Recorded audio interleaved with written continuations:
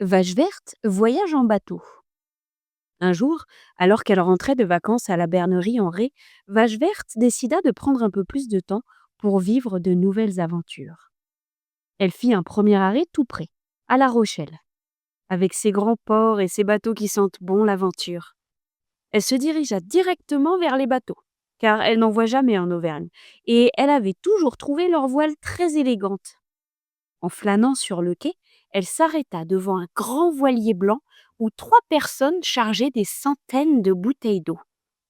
Oh, vous partez faire une grosse livraison? Ils rièrent, et l'un d'entre eux répondit: Pas vraiment, on part en transatlantique. Ça va être une grande aventure. Vous partez en quoi? Demanda Vache Verte en penchant la tête. En transatlantique. C'est une traversée de l'océan en bateau jusqu'en Amérique. D'abord les Canaries, puis le Cap-Vert, et on finit dans les Caraïbes. Ensuite, on s'installe en Martinique. Les yeux de Vache Verte brillaient. Ça alors? Je peux venir avec vous? Je ne prends pas beaucoup de place. Et j'ai du lait chaud à volonté.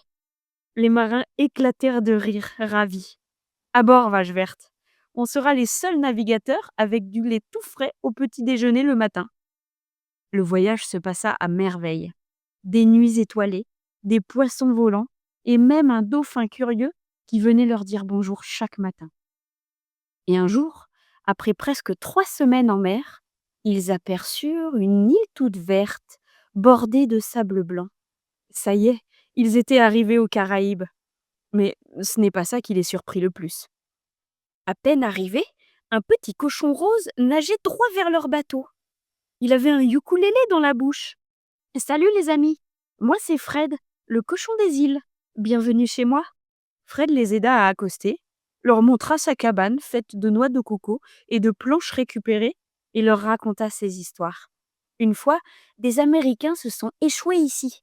On a réparé leur bateau avec des bouts de palmier et des vis en coquillage. Vache Verte et ses amis marins sont restés quelques jours avec Fred. Le soir, il sortait son ukulélé et chantait sa chanson préférée, Fred's Giving. Ce sont les Américains qui l'avaient inventé pour lui. C'était un peu comme la fête de Thanksgiving, qu'ils fêtent chez eux aux États-Unis, mais adaptée à Fred, pour le remercier d'avoir réparé leur bateau et de les avoir si bien accueillis. Vache Verte, ravie, passa des moments de rêve. Des siestes à l'ombre, des noix de coco fraîches, des chansons de Fred et un hamac rien que pour elle. Quand vint le moment de repartir, elle serra Fred dans ses pattes. Je reviendrai te voir, Fred. Tu es le seul cochon nageur que je connaisse. Et en plus, tu joues de la musique. Et toi, Vache Verte, tu es la première vache transatlantique de ma vie. Ils se firent un dernier coucou de la plage, pendant que le voilier s'éloignait doucement, direction la Martinique. Et sur le bateau, les joyeux amis chantaient la chanson de Fred à tue-tête. Si vous restez quelques minutes de plus, vous pourrez l'écouter.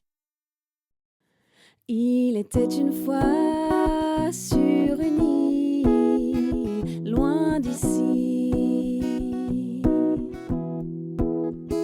3 Américains échoués et étourdis. Par chance, un cochon nommé Fred vint saluer ses hommes perdus. Son ukulélé sous le bras, il joua un air plein de joie et sortit même pour les fêter ses petites carottes préférées. Alors les 3 hommes très émus remercièrent cet être incongru et décidèrent d'un ton joyeux de bénir ce jour merveilleux.